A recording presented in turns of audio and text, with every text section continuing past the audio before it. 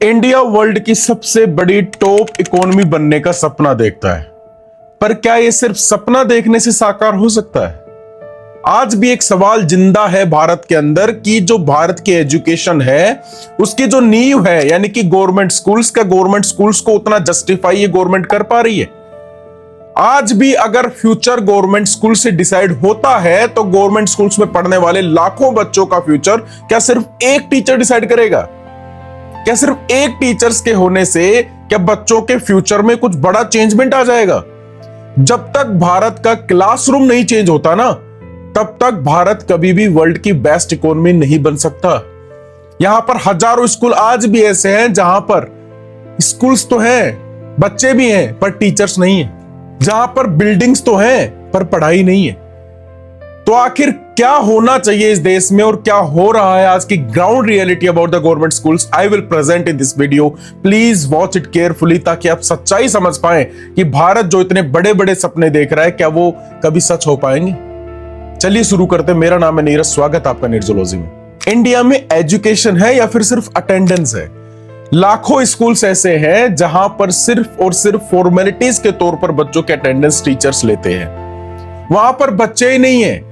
हर साल हर स्टेट की गवर्नमेंट बच्चों के लिए नई पॉलिसीज को अप्लाई करती है, नई पॉलिसीज की अनाउंसमेंट होती है, नया एजुकेशन बजट आता है, नई नई डिजिटल स्कीम्स चलती हैं। पर क्या ग्राउंड रियलिटी पर वो सारी चीजें काम कर पा रही हैं? बिल्कुल भी नहीं। यूडीआईएसई और नीति आयोग की रिपोर्ट के अनुसार 1 लाख से ज्यादा बच्चे ऐसे हैं जिनके पास सिर्फ और सिर्फ एक टीचर है। यानी कि हर एक स्कूल के अंदर सिर्फ एक टीचर है जो मिड डे मील भी प्रिपेयर करेगा, जो बच्चों को पढ़ाएगा भी, जो फर्स्ट क्लास को पढ़ाएगा, 5th को भी पढ़ाएगा, जो स्कूल के सफाई भी करेगा। सारे काम वही एक टीचर करेगा, गवर्नमेंट के पेपर्स तक भी वही काम करेगा। तो क्या एक टीचर जो सारे काम कर रहा है स्कूल के अंदर, क्या वो बच्चों का फ्यूचर डिसाइड कर सकता है? क्या वो बच्चों का फ्यूचर बना सकता है? सोचने की बात है कि भारत की सरकार इतने इतने बड़े दावे कर रही है, पर क्या ग्राउंड रियलिटी पर वो सारी चीजें लागू हो रही हैं? बिल्कुल भी नहीं हो रही है। और कई बार तो स्कूल्स ऐसी भी हैं जहां पर टीचर्स को सिर्फ और सिर्फ बैठे रहने की सैलरी मिल रही है। यानी कि गवर्नमेंट स्कूल से जो पेरेंट्स का है भरोसा वो उठ चुका है। वो क्यों नहीं भेजना चाहते अपने बच्चों को गवर्नमेंट स्कूल्स में? कोई टाइम ऐसा हुआ करता था जिस समय पर बच्चों को सिर्फ गवर्नमेंट स्कूल्स में ही एडमिशन पेरेंट्स दिलाया करते थे, क्योंकि उस समय पर अकाउंटेबिलिटी हुआ करती थी, उस टाइम पर ट्रस्ट हुआ करता था, उस समय पर वैल्यू हुआ करती थी। लेकिन आज ये तीनों ही चीजें नहीं है। बच्चों को स्कूल्स में भेजने से भी माँ बाप शर्माते हैं। एक मजदूर जो अपने बच्चे को कर्जा लेकर के भी पढ़ाना चाहेगा वो प्राइवेट स्कूल में भेजेगा, ना कि गवर्नमेंट स्कूल में। क्यों? क्योंकि उसकी अकाउंटेबिलिटी, उसका ट्रस्ट, उसकी वैल्यू, उसका भरोसा, ये सब कुछ खत्म हो गया है गवर्नमेंट स्कूल के प्रति। और करने वाला कौन? रेस्पॉन्सिबल है ये सिस्टम। टीचर्स की गलती नहीं है। टीचर्स को बच्चे लाकर दोगे तो टीचर्स पढ़ाएंगे भी। अगर बच्चे ही नहीं होंगे स्कूल्स में तो टीचर्स बैठे रहने की सैलरी लेंगे। इतना खराब सिस्टम हो गया भारत के एजुकेशन का कि यहां का जो बेस है, जो गवर्नमेंट स्कूल्स हैं, जो बच्चे को आगे लेकर जाने का काम करते हैं, रोड बनने से, बड़ी बड़ी बिल्डिंग बनने से, एक्सपोर्ट इंपोर्ट होने से ही भारत नंबर 1 इकोनॉमी नहीं बन जाएगा। यहाँ की एजुकेशन भी इंपॉर्टेंट है और सबसे ज्यादा इंपॉर्टेंट है यहाँ का वो क्लासरूम जहां पर बच्चा आगे चल करके आईएएस बनता है, इंजीनियर बनता है, साइंटिस्ट बनता है, वो सब कुछ बनता है जो भारत का फ्यूचर डिसाइड करता है। यहाँ के स्कूल्स की जो बेसिक फैसिलिटीज है वो भी बच्चों के लिए तो लग्जरी बन जाती है। नीति आयोग की रिपोर्ट को देख लीजिए, 61,000 से भी ज्यादा ऐसे स्कूल्स हैं जहां पर बच्चों के लिए टॉयलेट तक नहीं है। आप क्या सोचेंगे कि गवर्नमेंट जो इतने ज्यादा पैसे खर्च कर रही है वो पैसे जा कहां रहे हैं? 98,000 से भी ज्यादा ऐसे स्कूल्स हैं जहां पर अलग से गर्ल्स के लिए टॉयलेट नहीं है। यानी कि सेम टॉयलेट को शेयर करना पड़ता है गर्ल्स एंड बॉयज को।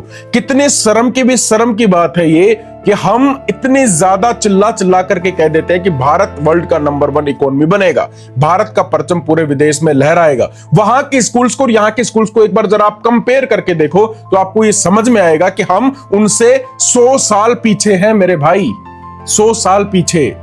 आपके दिमाग में ये सब कुछ क्यों नहीं घुसता? मैं नहीं कह रहा हूं, ये डाटा नीति आयोग का रिपोर्ट कह रहा है, जो वही नीति आयोग जो गवर्नमेंट के अंडर आता है, जिसका जो अध्यक्ष होता है वो खुद प्राइम मिनिस्टर होता है, उसी के रिपोर्ट के अनुसार मैं ये सारा डाटा आपको बता रहा हूं। और आपको क्या लगता है कि सिर्फ अगर आपके टाउन में, आपके आसपास कोई ऐसा गवर्नमेंट स्कूल है जिसके अंदर सब कुछ अच्छा चल रहा है, तो क्या आपको लगता है कि पूरे देश में चल रहा होगा? बैंड बजी पड़ी एजुकेशन सिस्टम की मेरे भाई। महंगी महंगी प्राइवेट स्कूल्स में, बड़े बड़े कॉलेजों में, यूनिवर्सिटीज में नेताओं के बच्चे पढ़ रहे हैं, विदेश में पढ़ रहे हैं, पर यहां के बच्चे नीचे मैट पर बैठ करके घंटा बजा रहे हैं भाई।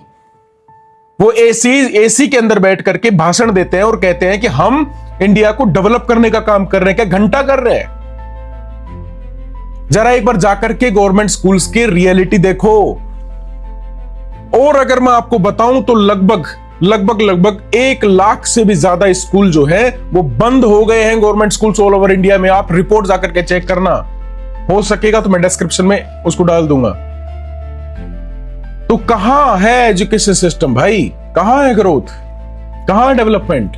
ऐसा नहीं कहना चाह रहा मैं कि सभी स्कूल्स के अंदर यही हाल है। कुछ स्कूल ऐसे भी है जहां से आईएएस निकलते हैं, जहां से डॉक्टर्स निकलते हैं, जहां से इंजीनियर्स निकलते हैं, लेकिन मेरे भाई वहां के टीचर्स अपनी सैलरी को खर्च करके उन बच्चों के लिए बुक्स लाते हैं। कुछ ऐसे प्रिंसिपल्स होते हैं जो अपने स्कूल को एक प्राइवेट स्कूल से भी बेहतर बना देते हैं, पर क्या वो इस ब्यूरोक्रेसी और इस प्रेशर के अंदर, इस करप्शन के अंदर दबकर मर जाते हैं। ऐसे लोग जो खुद से कुछ करने की कोशिश करते हैं उनको नहीं करने दिया जाता।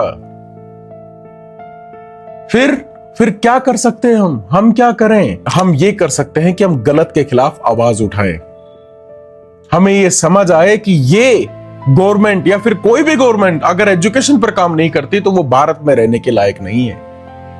अब मैं इसमें किसी पार्टी का दलाल बनकर के आपसे बात नहीं कर रहा हूं, मैं सिर्फ ये बोलने की कोशिश कर रहा हूं कि अगर एजुकेशन मजबूत नहीं होगा ना, तो भारत कभी भी वर्ल्ड की टॉप इकोनॉमी नहीं बन सकता, वो सिर्फ बातों में बन सकता है।